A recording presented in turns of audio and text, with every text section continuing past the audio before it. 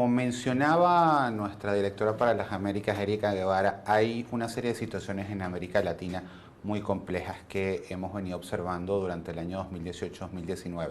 Una de ellas tiene que ver con la represión de la protesta, el ejercicio de la libertad de expresión asociada a la protesta social con uso excesivo de fuerza. Lo hemos visto en Chile, en Venezuela, por supuesto, en Colombia, en Ecuador, en Bolivia, en Haití. Otro de los temas importantes en América Latina tiene que ver con las migraciones, no solamente el caso de la migración venezolana, 4.8, probablemente ya 5 millones de venezolanos han migrado hacia distintos países, Colombia el principal receptor, seguido de Perú, Estados Unidos y otros países de la región, así como en Europa, pero también la migración en Centroamérica, migrantes que buscan llegar a México y son detenidos por las fuerzas de seguridad, detenidos por las autoridades, niños separados de los adultos. Junto con esto, otro de los temas preocupantes en la región tiene que ver con la persecución o la afectación al trabajo de las y los defensores de derechos humanos. En la región, 2/3 partes de las personas fallecidas en condición de defensores de derechos humanos, especialmente defensores del derecho a la tierra, comunidades campesinas, líderes o lideresas indígenas o líderes populares han sido asesinados por el ejercicio de la defensa de derechos, son algunas de las tendencias más preocupantes, junto ciertamente con el problema de la corrupción en todo el contexto de América Latina y el contexto de violencia armada, que también es uno de los dudosos privilegios de la región. A ver, ese seguimiento entonces que ha hecho Amnistía Internacional en 2019 da cuenta de un deterioro frente a 2018 de los derechos humanos en general en Latinoamérica. Sí, desafortunadamente muchas de estas tendencias que se venían ya visibilizando durante el 18, durante el 19 se han venido consolidando. La situación del flujo de migrantes, por ejemplo, es una buena representación de esto, como la cantidad de personas que migran y se les impide o se les niega la posibilidad de tener acceso a procedimientos justos de elegibilidad en caso de requerir solicitar refugio o que son detenidos en condiciones arbitrarias, ya se veía viendo durante el 2018. No todo necesariamente es malo. Durante el 2019, por ejemplo, el Acuerdo de Escazú, este tratado interamericano que se refiere a la protección del derecho a un medio ambiente, ha sido firmado por una gran cantidad de países, buscando ya cada vez más cerca la ratificación y entrada en vigencia. El Acuerdo de Escazú, por ejemplo, permitiría resguardar adecuadamente los derechos al medio ambiente sano, en este sentido la protección del medio ambiente garantizada a través del derecho de acceso a la información ambiental y el acceso a la justicia de las víctimas y de las personas en materia de medio ambiente. En el caso de Venezuela, a ver, ¿cuáles son las violaciones que ustedes consideran más graves en este momento?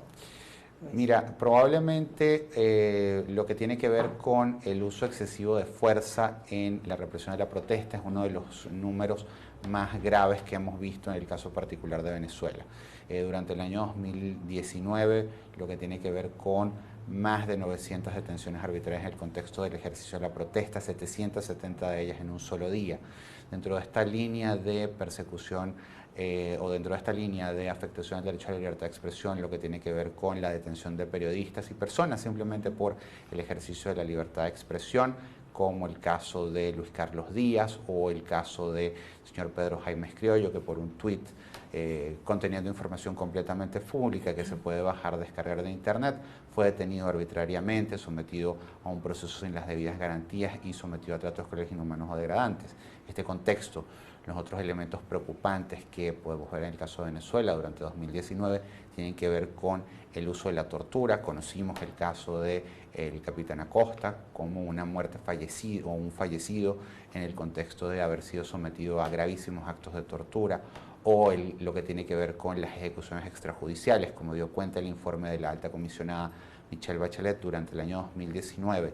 Solamente en el primer semestre que fue revisado por su oficina, recibió más de 1.500 denuncias de presuntas ejecuciones extrajudiciales, lo cual habla de una situación gravísima en lo que tiene que ver con el derecho a la vida y a la integridad personal en Venezuela, junto por supuesto con una línea de persecución a la disidencia que hemos venido viendo desde hace varios años, así como el gravísimo deterioro en materia de derechos económicos, sociales y culturales. ¿Es Venezuela el país de Latinoamérica con la situación más preocupante en cuanto a derechos fundamentales o hay otro país que le supere?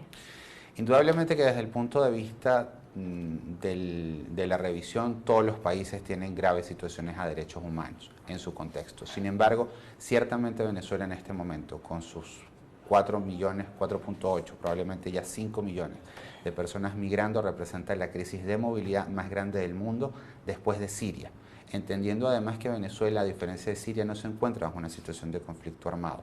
Sin embargo, el hecho de que no existe situación de conflicto armado no quiere decir que nuestros números de violencia no sean igualmente alarmantes. Estamos hablando que Venezuela, por ejemplo, durante el año 2019 registró una cifra de 60 muertes por 100.000 habitantes, lo cual es gravísimo y nos ubica como el país más violento en América Latina. Les preocupa la criminalización de la protesta, ¿no? Sin embargo, vemos que este sábado hubo un hecho realmente preocupante en el estado Lara, cuando el presidente de la Asamblea Nacional, el presidente encargado Juan Guaidó, estuvo en una populosa zona de Barquisimeto, y allí fueron atacados no solamente quienes acompañaban al presidente, sino los ciudadanos que fueron a marchar con él. 200 robos, reportaba un diputado al que entrevistamos hace poco, 70 personas heridas, uno de bala. ¿Cómo ve esto Amnistía Internacional? Como decíamos inicialmente, hay una muy peligrosa tendencia en América Latina de la represión de la protesta y la represión con uso excesivo de fuerza en el contexto de la protesta, ya sea que esta venga de autoridades oficiales o de parte de grupos armados al margen de la ley. Esto lo hemos visto en Chile, en Ecuador, en Colombia, en Venezuela, por supuesto, como ustedes mencionan. Esta violencia debe ser condenada de parte de quien venga. Estas personas o estos hechos deben ser investigados pronta, imparcial e independientemente para llevar a los responsables a la justicia. El derecho a la libertad de expresión, contenido en el derecho a la manifestación pacífica, debe ser garantizado por todas las autoridades sin discriminación alguna. Quisiera consultarle algo que dijo una constituyente sobre la actuación de Amnistía Internacional. Dice que Amnistía Internacional criminaliza a Venezuela por intereses de Estados Unidos. ¿Qué nos puede decir?